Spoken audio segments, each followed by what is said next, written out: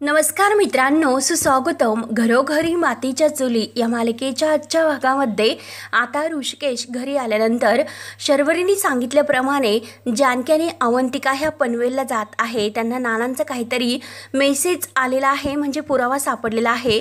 त्यामुळे त्या दोघी तिकडे गेल्याचे समजताच ऋषिकेश लगेच आता सौमित्राला कॉल करण्यासाठी सांगतो आणि फोन स्पीकरवर ठेवून तो जानकीला विचारतो की जानकी, अगं मी घरी आलो आणि शर्वरीकडून मला समजले की तुम्ही दोघी जणी तिकडे पनवेलला जात आहे, कारण तुला नक्की काय घडलं, काय असं सापडले त्याबद्दल मला व्यवस्थित सर्व काही सांग.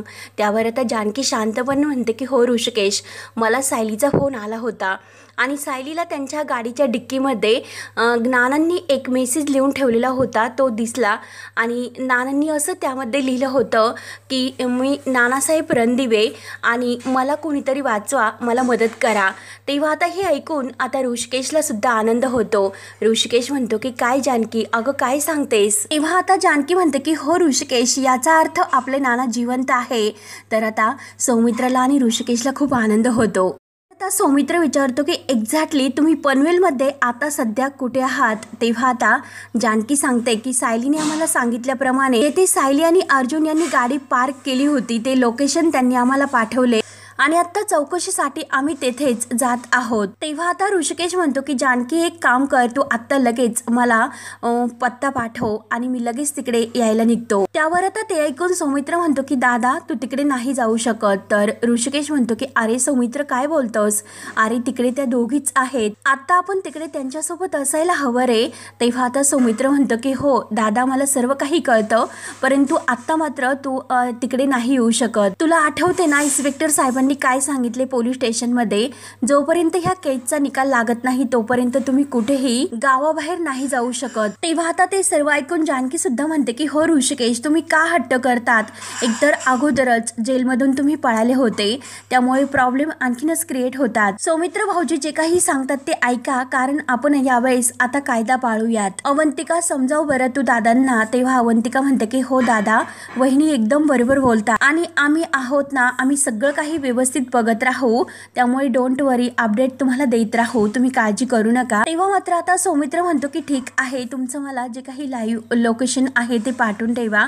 तेव्हा आता जानकी म्हणते की नाही ऋषिकेश, आम्ही जेथे आहोत तेथील लोकेशन वगैरे मी काही पाठवू शकत नाही. तेव्हा आता ऋषिकेश म्हणतो की तुम्ही नक्की कुठे आहात, त्या लाईव्ह लोकेशनमुळे आम्हाला सर्व काही कळेल आणि घरात बसून आम्ही मात्र तुमची काळजी करू शकणार नाही आणि टेन्शन कमी होईल. तेव्हा अवंतिका म्हणते की हो दादा, आम्ही तुम्हाला लाईव्ह लोकेशन पाठवतो, परंतु तुम्ही दोघेही आमची काळजी करू नका आणि जर काही लागले तर आम्ही नक्की तुम्हाला फोन करू आणि नाहीतर पोलिसांची मदत घेऊया. जे काही होईल ते दोघेही आता तुम्हाला अपडेट करू राहू. तेव्हा आता सौमित्र म्हणतो की दादा, मला एक कळत नाही की दादांना किडनॅप करून पनवेलला का नेलं असेल, कोण असेल ती व्यक्ती. त्यावर आता ऋषिकेश विचार करून म्हणतो की हो सौमित्र, अरे एक व्यक्ती आहे अशी. तेव्हा आता सौमित्र म्हणतो की कोण, सयाजीराव. तेव्हा आता ऋषिकेश म्हणतो की नाही, महिपत शिकरे, त्यांचा हात यामध्ये असू शकतो. तेव्हा सौमित्र म्हणतो की काय महिपत, महिपत म्हणजे जे की मधुहूनच्या मागे लागले होते आणि त्यांनी आपल्या घरी माणसे पाठवली होती त्यांना पकडण्यासाठी. अरे ते नानांना का किडनॅप करते, नानांनी असं काय त्यांचं बिघडवलं असेल. ऋषिकेश म्हणतो की पण मला डाऊट आहे, कारण सयाजी आणि महिपत या दोघांमध्ये काहीतरी असं नातं असू शकतं, कदाचित ते दोघे एकमेकांचे मित्र सुद्धा असू शकतात. हा डाऊट जर खरा ठरला तर खूप काही गोष्टी खऱ्या होतील. तेव्हा आता सौमित्र म्हणतो की जर खरंच तसं काही असेल तर आपण जानकी वहिनी आणि अवंतिका या दोघींची मदत तर नक्की करू शकतो. त्यानंतर आता इकडे ऐश्वर्याला खूप टेन्शन येते, कारण जानकी आणि अवंतिका दोघीही आता तिकडे त्या म्हाताऱ्याला शोधायला गेल्यात म्हणून, आणि ती सयाजीला कॉल करते, परंतु त्यांचा फोन हा दुसरीकडे सुरू असल्यामुळे ती काही ऐश्वर्याचा फोन घेत नाही. ऐश्वर्या पूर्णपणे आता वैतागून जाते आणि डॅडा तर फोन उचलायला तयार नाही. आणि जर तो म्हातारा त्या जानकीला सापडला आणि ती मात्र त्या म्हाताऱ्याला घरी घेऊन आली तर झालं, म्हणून ऐश्वर्याची पूर्णपणे आता घाबरगुंडी उडते. माझं मात्र राम नाम सत्य आहे हे कन्फर्म आहे, आता मी नक्की काय करू, खूप असं टेन्शन तिला येतं. एकतर मी आता काही केलं तर जानकीच्या अगोदर पनवेलला नाही पोहोचू शकत, त्यामुळे असं मी काय करू आता. त्यानंतर अवंतिका आणि जानकी गाडीतून येत असतात. जानकी सारखा देवाला हात जोडून नमस्कार करत असते, देवाचा धावा ती सुरू असतो. त्यानंतर आता ऐश्वर्या पुन्हा सयाजीला कॉल लावते. तेव्हा आता सयाजीला म्हणजे कळतं की ऐश्वर्याचा कॉल येतोय म्हणून तो जो काही कॉल सुरू असतो तर तो कॉल बाजूला ठेवतो की मी तुम्हाला नंतर कॉल करतो आणि ऐश्वर्याचा कॉल हा रिसीव करतो। तेव्हा सयाजी म्हणतो की काय ग, अगं माझा महत्त्वाचा कॉल सुरू होता आणि का सारखा सारखा कॉल करत होती बरं। तेव्हा आता ऐश्वर्या चिडून म्हणते की हे बघा डॅडा, तुमचा तो महत्त्वाचा कॉल बाजूला ठेवा, येथे माझी पूर्ण वाट लागली, जे महत्त्वाचं काम आहे ते अगोदर माझं पूर्ण करा। तेव्हा आता सयाजी म्हणतो की अगं पोरी, मला कामासाठी बाहेर जायचं आहे, तुझं कोणतंही काम मला सांगू नको। तेव्हा मात्र ऐश्वर्या म्हणते की कुठे कुठे सटकलात तुम्ही, आणि हे बघा जे माझं काम आहे ते अगोदर करा आणि मग तुम्हाला कुठे जायचं असेल तिकडे जा। तेव्हा आता सयाजी म्हणतो की हो बोल ना पटकनी, काय झाले ते। तर ऐश्वर्या म्हणते की डॅडा, अहो त्या जानकीला कळलं की तू म्हातारा पनवेलमध्ये आहे। सयाजी विचारतो की तिला कळले कसे। तेव्हा आता ऐश्वर्या म्हणते की मला कसे समजणार की तिला कसं कळलं म्हणून, मी तिला असं विचारू का, काय ग जानकी तुला कसं कळलं की तू म्हातारा पनवेलमध्ये आहे म्हणून। अहो तिला हे सर्व कसं कळले हे आपल्यासाठी महत्त्वाचे नाही। ती जानकी त्या अवंतिकाला घेऊन तिकडे त्या म्हाताऱ्याला शोधण्यासाठी पनवेलमध्ये गेली आणि जर त्या गोडाऊनमध्ये तिला तो म्हातारा सापडला तर आपला खेळ खल्लास होईल आणि आपण 12च्या भावात जाणार आहोत। तेव्हा आता सयाजी म्हणतो की बरं ठीक आहे, पनवेलमध्ये मी पूर्णपणे नाकाबंदी करून टाकतो आणि पूर्ण 2-3 ट्रक असे आडव्या घालून तेपर्यंत त्या गोडाऊनपर्यंत नाही पोहोचू शकणार, असं काहीतरी मी करतो। तेव्हा आता ऐश्वर्या म्हणते की एवढंच कशाला करतात, अहो भारतच बंद करा। अहो डाडा ते करण्यापेक्षा त्या म्हाताऱ्याला अगोदर गोडाऊन मध्ये हलवा, कारण ते आपल्यासाठी खूप महत्त्वाचं आहे। त्यावरती सयाजी म्हणतो की बरं ठीक आहे, मी काय करायचे ते करतो। तर ऐश्वर्या म्हणते की प्लीज डॅडा काय करायचे ते लवकर करा, आणि लगेच ती आता फोन ठेवते। तेव्हा आता ऐश्वर्या खुश होते, डॅडाला आता हे सांगितलं म्हणजे डॅडा नक्की माझं काम व्यवस्थित करतील, त्यामुळे चला आता एकतर टेन्शन गेले म्हणून खुश होते। जानकी एकदा गोडाऊन मध्ये पोहोचली तर तो म्हातारा काही तिला ते सापडणार नाही म्हणून ती परत खुश होते आणि परत स्वतःलाच म्हणते की ऐश्वर्या अगं थांब, इतकं खुश होऊ नको, असंही आजकालचे दिवस आपल्याकडे नाही, त्यामुळे आता ही जानकी तेथे पोहोचण्या अगोदर डॅडाने त्या म्हाताऱ्याला तेथून हलवलं तर बरं होईल। तेव्हा मात्र आता सौमित्रा आणि ऋषिकेश इकडे लॅपटॉपमध्ये सयाजी आणि महिपत या दोघांचं काय असं कनेक्शन आहे हे आता ऑनलाईनवर लॅपटॉपमध्ये शोधत असतात आणि तेवढ्यात त्यांना एक न्यूज एका पेपरमध्ये सापडते की हे जुने मित्र आता जुने मित्र बनले एकमेकांचे पार्टनर, आणि मुळशी दैनिक पेपरमध्ये सुद्धा त्यांना ही बातमी आल्याची समजते। सयाजीराव आणि महिपत शिकरे यांची महायुती। तेव्हा आता ऋषिकेशच्या सर्व काही लक्षात येते। ऋषिकेश म्हणतो की सौमित्र, आपल्याला प्रश्न पडला होता की ते गुंड ऋषिकेश म्हणजे आपल्या नानापर्यंत पोहोचलेच कसे। मधुभाऊ आता आपल्या आउट हाऊसमध्ये आहे हे ऐश्वर्याला माहिती होत, मग तिनेच ही माहिती सयाजीरावाला सांगितली असेल आणि तेथेच मधुभाऊंना पकडण्यासाठी गुंड पाठवले गेले असणार, नाहीतर आता महिपत सोडता मधुभाऊंचा सयाजीशी काय संबंध। तेव्हा आता लगेच सौमित्र हे सर्व ऐकून म्हणतो की हो दादा, तू एकदम करेक्ट बोलतो, परंतु नानांना त्यांनी आता कोठे लपवलं असेल। त्यावरती आता ऋषिकेश म्हणतो की अरे तो महिपत सयाजीला मदत करू शकतो, मग नक्कीच सयाजीने सुद्धा आता महिपतला मदत केलीच असेल। नाना सापडू नये म्हणून त्यांनी महिपतच्या मदतीने नानांना पनवेलला नेले असेल। तर सौमित्र म्हणतो की अरे जानकी वहिनी आणि अवंतिका सुद्धा आता पनवेलमध्ये आहे, परंतु नाना कुठे आहे याचं लोकेशन त्यांना कुठे सापडेल। तेवढ्यात अवंतिका आणि जानकी त्या लोकेशनवर येऊन थांबतात। तेव्हा अवंतिका म्हणते की वहिनी लोकेशन तर येथेच कुठेतरी दिसते। तेव्हा आता जानकी लगेच गाडी थांबवण्यासाठी सांगते आणि त्या दोघी आता गाडीच्या खाली उतरतात। तेव्हा मात्र आता लगेच ऋषिकेश म्हणतो अवंतिकाने तुला लाईव्ह लोकेशन पाठवलेलं आहे, त्यामुळे तू चेक कर एकदा की ती जागा महिपतच्या कुठे नावावर आहे का। जर महिपतच्या मालकीची जागा तेथे कुठे असेल तर मला पूर्ण खात्री आहे की नक्की नाना तेथेच कुठेतरी आसपास असतील। आणि तेवढ्यात मात्र सौमित्राला ते लोकेशन सापडते, जे काही लोकेशन आपल्याला पाठवलेले आहे तेथे आसपास एक महिपतचं गोडाऊन आहे। सौमित्र म्हणतो की हे एकदम जुनं गोडाऊन आहे। तेव्हा आता ऋषिकेशच्या लक्षात येते की याचा अर्थ असा होतो की नानांना नक्की त्याच गोडाऊनमध्ये यांनी लपवलं असेल। त्यानंतर जानकी आणि अवंतिका तेथे येतात। अवंतिका जानकीला विचारते की येथे तर एकच रस्ता आहे, मग आपण कुठे शोधायचं। तेव्हा आता जानकी म्हणते की अवंतिका, जर नाना येथे असेल तर कोणीतरी त्यांना बघितलंच असेल आणि तुझ्याकडे तर नानांचा फोटो आहे ना। तेव्हा अवंतिका म्हणते की हो वहिनी, फोटो तर आहे।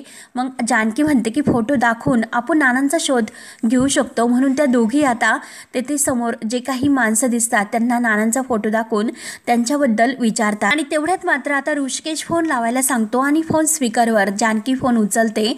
ऋषिकेश विचारतो की काही पत्ता लागला का. तेव्हा आता जानकी म्हणते की आम्ही नानांचा फोटो दाखवून सर्व काही लोकांना इथे विचारतो की नानांना कोणी बघितलं का.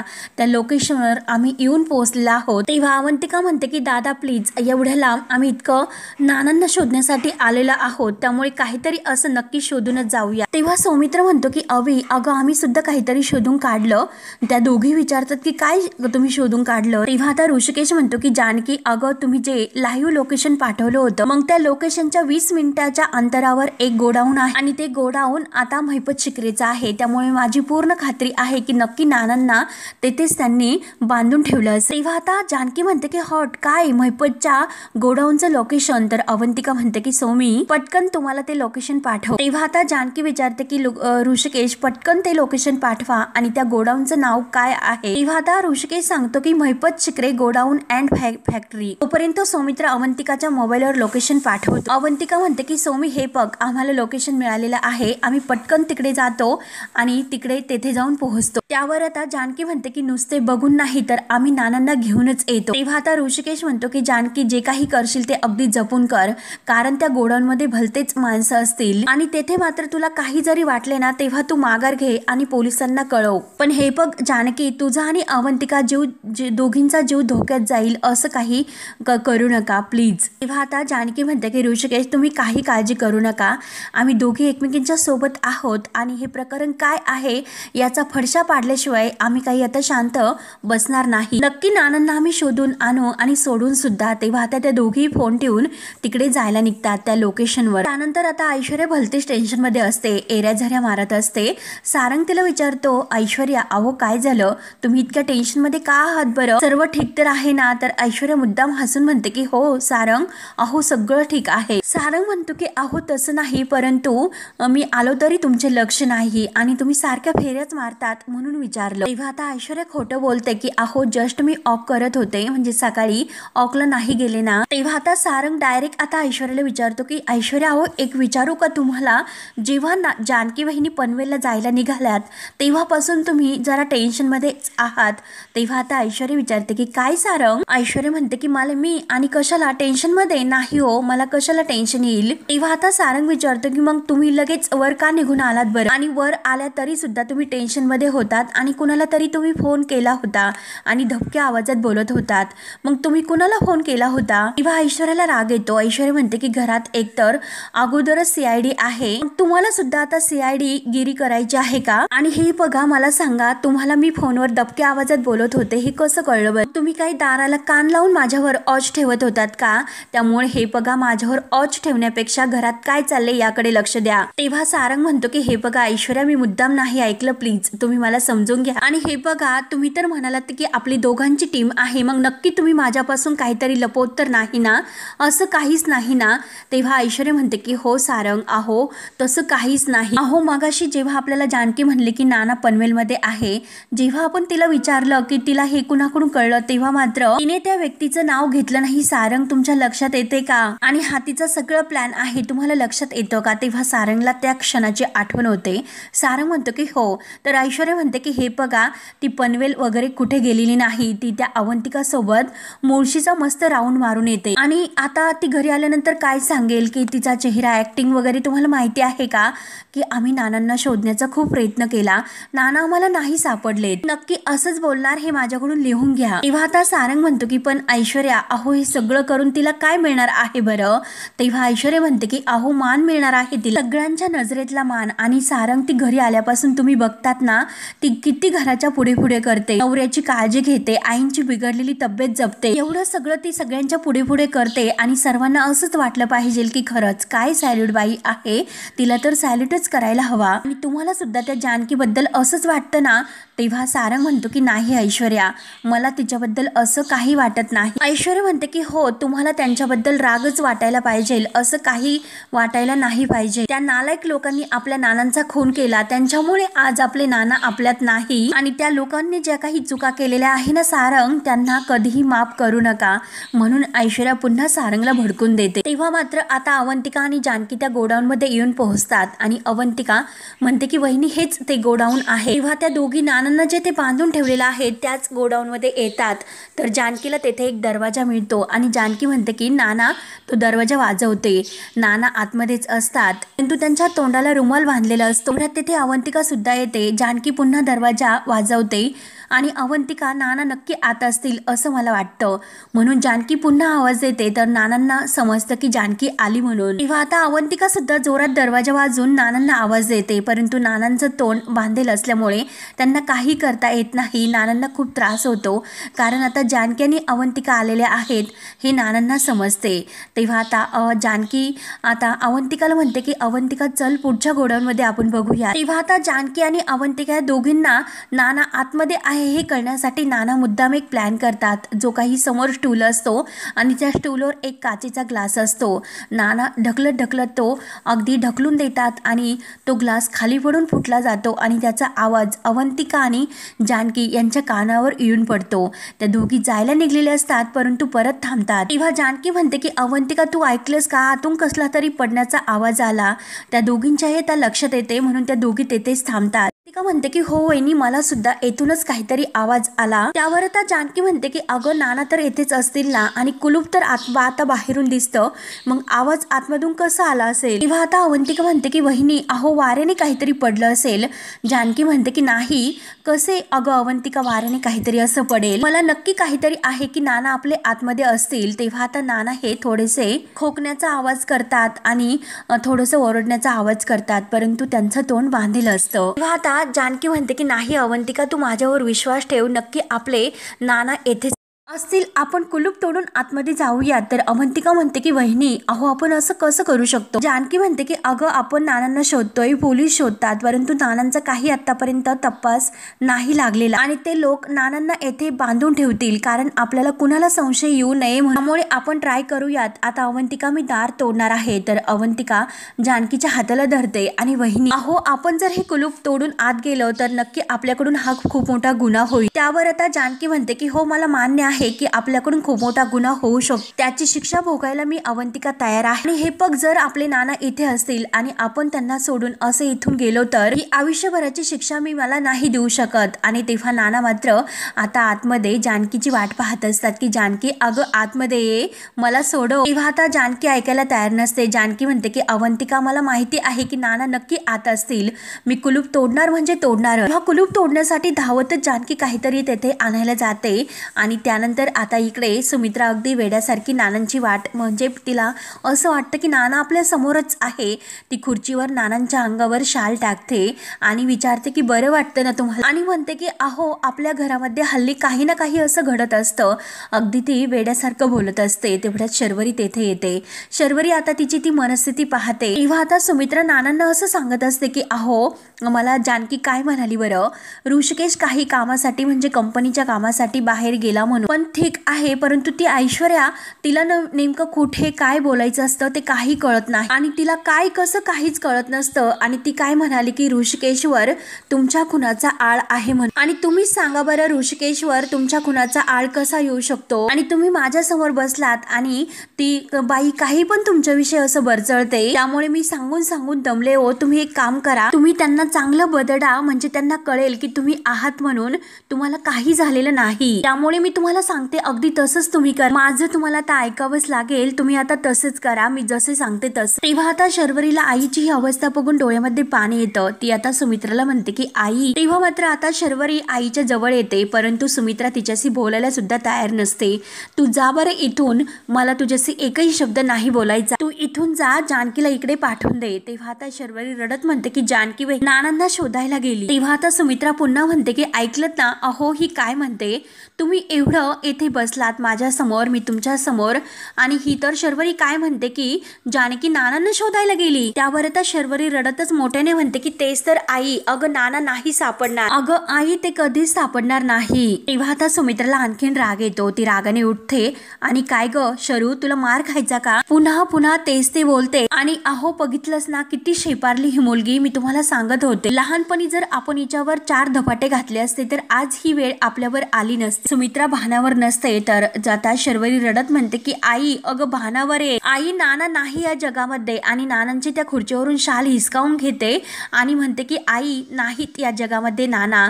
तेव्हा आता सुमित्रा म्हणते की आहे, अगं हे बघ इथे बसले, दिसत नाही का तुला? आणि काय ग तू काल त्यांच्या अंगावरची शाल काढून घेतली, अगं त्यांना थंडी वाजते, कळत नाही का तुला? आणि बघत काय बसली, जानकीला बोलावून घे, त्यांना सांग की नाना इथेच आहे म्हणून. आणि इकडे तिकडे त्यांना शोधत बसू नका, नाना एकतर घरात आहे आणि तुम्ही इकडे तिकडे त्यांना शोधता. मला माहिती आहे की नानांना काही झालेलं नाही आणि तुमचं आपलं वेगळंच काहीतरी तुम्ही बोलत असता. तेव्हा ती पुन्हा त्या खुर्चीवरती शाल टाकते आणि नानांना बरं वाटतं का असं आता तिच्या मनाची समजूत काढण्यासाठी ती बोलत असते.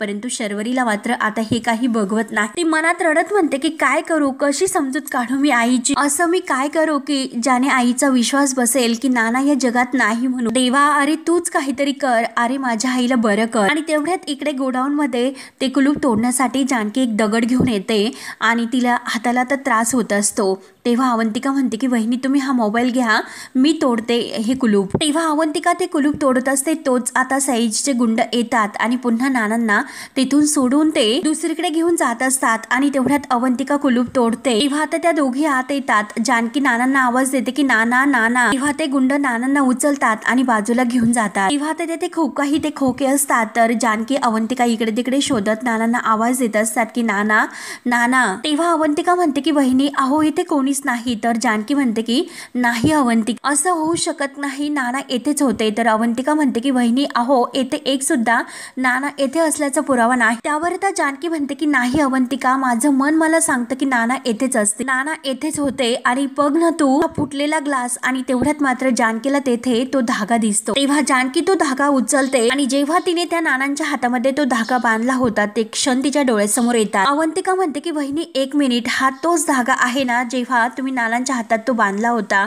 तर जानकी म्हणते की हो अवंतिका, मी तुला सांगितलं होतं की मी नानांच्या हातात लाल आणि पिवळ्या रंगाचा धागा बांधला होता, मग हा धागा तोच आहे, म्हणजे आपले नाना इथेच होते. तर अवंतिका खुशून म्हणते की म्हणजे वहिनी अहो आपले नाना जिवंत आहेत. तेव्हा जानकी सुद्धा म्हणते की हो अवंतिका, अगं आपले नाना जिवंत आहे. तेव्हा आता दोघींच्या जीवात जीव येतो, त्यांना आनंद होतो. जानकी म्हणते की अवंतिका आज हा धागा सापडला, हळूहळू गुंता सुद्धा सुटेल, नाना सुद्धा सापडतील आणि ऋषिकेश ज्यांनी कोणी नानांच्या खोट्या खुनात अडकवलं तर तो गुन्हेगार सुद्धा सापडेल. तेव्हा आता जानकी आणि अवंतिका घरी निघून येतात आणि घरी आल्यानंतर ऋषिकेश आणि सौमित्र या दोघांना सांगत असतात की सौमित्र भाऊजी तुम्ही माझ्यावर विश्वास ठेवा की जेव्हा आम्ही त्या गोडाऊनमध्ये गेलो होतो तेव्हा नाना तेथे होते. त्यावर आता सौमित्र म्हणतो की वहिनी अगं मी तुझ्यावर अविश्वास नाही दाखवत, परंतु तेथे काहीच नसताना आपण कसा विश्वास ठेवायचा बरं? त्यावर आता जानकीच्या डोळ्यात पाणी येतं आणि माझं मन मला सांगतं की नाना तेथे नक्की होते. जो माणूस नानांना तेथे लपवण्याची हिंमत करू शकतो तर तोच माणूस आता आम्ही तेथे पोहोचल्यानंतर नानांना तेथून हलवू सुद्धा शकतो. हे तर शक्य आहे ना? त्यावर आता जानकी ऋषिकेशला म्हणते की प्लीज तुम्ही तरी माझ्यावर विश्वास ठेवा. त्यावर आता ऋषिकेश म्हणतो की जानकी माझा तुझ्यावर पूर्ण विश्वास आहे, पण मला एक गोष्ट सांग बरं, तेथे तुला दुसरं काही संशयास्पद वाटलं होतं का? तेव्हा जानकी विचार करते आणि तेव्हा तिला तो ग्लास फुटल्याचा जो काही आवाज आलेला आहे तर तो ऐकू येतो. ते क्षण तिला आठवतात. तेव्हा जानकी म्हणते की हो आवाज, जेव्हा अवंतिका आणि मी गोडाऊनच्या बाहेर होतो तेव्हा आतमधून काहीतरी पडण्याचा आवाज आम्हाला ऐकू आला होता. हो की नाही अवंतिका, तू सुद्धा ऐकलं होतं ना? असं अवंतिकाला विचारते. तर अवंतिका म्हणते की हो दादा, मी सुद्धा ऐकलं होतं, आवाज आला होता. तर जानकी म्हणते की जेव्हा गोडाऊनच्या आत आम्ही गेलो तर खरंच तेथे ग्लास फुटलेला होता. तेथे तर गेट बंद होतं, खिडकी नव्हती, वारा नव्हता, मग असं कसं काय ग्लास फुटू शकतो? तेथे तो ग्लास फुटला, नक्की तेथे कोणीतरी होते, कदाचित आपले नानाच तेथे असू शकतात आणि स्वतःच्या बचावासाठी त्यांनी काही हालचाल केली असेल तर.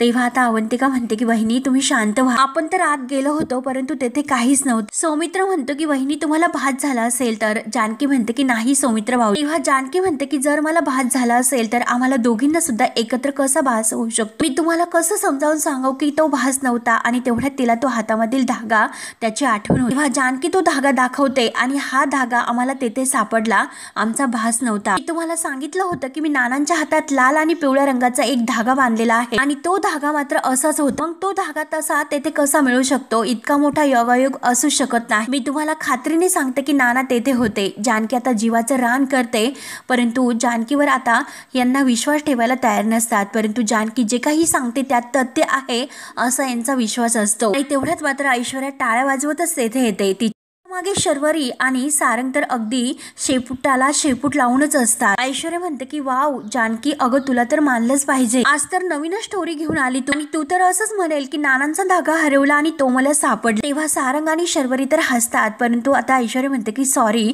आणि परत थोडंसं रडण्याचं नाटक करते। नानांचा धागा हरवला आणि तो मला सापडला असं जानकीची ऍक्टिंग करत बोलते आणि परत आता हसायला सुरुवात करते। अगं जानकी, तुझ्या सगळ्या स्टोऱ्या खरंच खूप इंटरेस्टिंग असतात, कुठून आणतेस का तू एवढ्या स्टोऱ्या? आणि हे बघ, तू जर रायटर झाली तर बिचाऱ्या लेखकांच्या पोटावर पाय देशील, ती शपथ घेऊन सांगते। तेव्हा मात्र आता अवंतिका, सौमित्र आणि ऋषिकेश यांना ऐश्वर्याच्या बोलण्याचा खूप राग येतो। अवंतिका म्हणते की झाली का तुझी बडबड सुरू झाली ना, आणि काय ग आम्ही तुला बोलावलंय का आमच्यामध्ये, कशाला इथे येऊन नाक खुपसत बसते? तेव्हा ऐश्वर्या म्हणते की काय ग तू कशाला चूचू करते, तुझ्याशी मी बोलत नाही त्यामुळे तू तोंड बंद ठेव। आणि शर्वरी आणि सारंगला म्हणते की जानकी तर मोठ्या तोऱ्यात म्हणाली होती की मी पनवेलला जाऊ आणि नानांचा शोध घेऊन येते, आणि ही काय घेऊन आली बरं, हा धागा? तेव्हा आता जानकी म्हणते की ऐश्वर्या अगं हा फक्त धागा नाही, हा नानांच्या हातातील धागा आहे। तेव्हा ऐश्वर्या म्हणते की हा नानांच्या हातातील धागा आहे, यावर ते लिहिलेलं आहे। आणि बघा ना शरुताई, अहो नाना जिवंत आहे तर त्यासाठी ही बाई काय काय करायला लागली, आणि आज मात्र हा धागा घेऊन ते येते घरी आली, आणि हिचं तर असं म्हणणं आहे की हा नानांच्या हातातील धागा आहे। तुम्ही सांगा बरं हिच्यावर कसा विश्वास ठेवायचा? आणि हा कोणत्याही मंदिरात धागा मिळू शकतो, मुळशीतील कोणत्याही मंदिरात, इतका साधा धागा तो आहे। आणि एवढंच नाही तर बरेचसे लोक हा धागा घालून फिरतात सुद्धा। मग हा धागा नानांच्याच हातातील आहे, याचा काय ठोस पुरावा आहे बरं तुझ्याकडे, असं जानकीला विचारते। आणि म्हणते की जसे नानांच्या मर्डरवरती ऋषिकेशच्या हाताचे फिंगरप्रिंट्स होते, तसा अगदी तसाच काहीतरी ठोस पुरावा तुझ्याकडे आहे का? आणि जर तुझ्याकडे तसं काही असेल तर आज सांग, तसे आम्ही तुझ्यावर विश्वास ठेवू। आणि फक्त तू हा धागा दाखवते त्यामुळे हा गुंता नाही सुटणार। आणि तू तर आता असं म्हणशील की माझ्यासोबत अवंतिका सुद्धा आली होती, तिला विचार। नाही ग, कोर्ट पण तुझं आणि विटनेस सुद्धा तुझं, असं कसं चालेल? आणि हे बघ, धाग्याची स्टोरी सोडून काहीतरी वेगळी अशी स्टोरी सांगितली तर आम्ही नक्की तुझ्यावर विश्वास ठेवू, नाहीतर विचार करू। तेव्हा आता जानकी म्हणते की हे बघ, मला माझा आणि या धाग्याचा सिद्धपणा करण्यासाठी कुठल्या स्टोरीची गरज नाही। तेव्हा मित्रांनो हा भाग येथे संपतो। पुढील भागामध्ये ऋषिकेश जानकीला रूम मध्ये आल्यानंतर म्हणत असतो की हे बघ, सयाजीरावांच्या तावडीतून मधुहूंना आपण सोडव, त्यामुळे महिपतचा प्लॅन फसला, त्यामुळे त्या दोघांमध्ये नक्कीच चांगली काहीतरी असे भांडण झालं। म्हणजे याचा अर्थ असा होतो की महिपतच्या कुठल्याही जागी पनवेलला नानांना असं लपवण्यात नाही येणार, सयाजीरावांना काही करून नानांना दुसरीकडे हलवावं लागलेच असे। तेव्हा आता जानकी म्हणते की दुसरी जागा म्हणजे मुळशी। तेव्हा आता ऋषिकेश म्हणतो की हो, मी मुळशीच्या बाहेर नाही जाऊ शकत, परंतु मी नानांना मुळशीमध्ये नक्की शोधू शकतो। त्यानंतर आता शर्वरी ही सुमित्राला घेऊन पोलीस स्टेशन मध्ये येते आणि नानांची ती डेड बॉडी दाखवते। ती नानांची डेड बॉडी नसते तरी सुद्धा, तर सुमित्रा म्हणते की अगं कुणाची डेड बॉडी आहे? परंतु आता लगेच इन्स्पेक्टर साहेब त्यावरील कापड काढतात आणि पुरुषोत्तम रणदिवे यांची डेड बॉडी आहे असं सांगतात, तर सुमित्राला खूप मोठा धक्का बसतो। तेव्हा मित्रांनो पुढे काय होतं हे बघण्यासाठी आपल्या चॅनलला नक्की सबस्क्राईब करत राहा। धन्यवाद।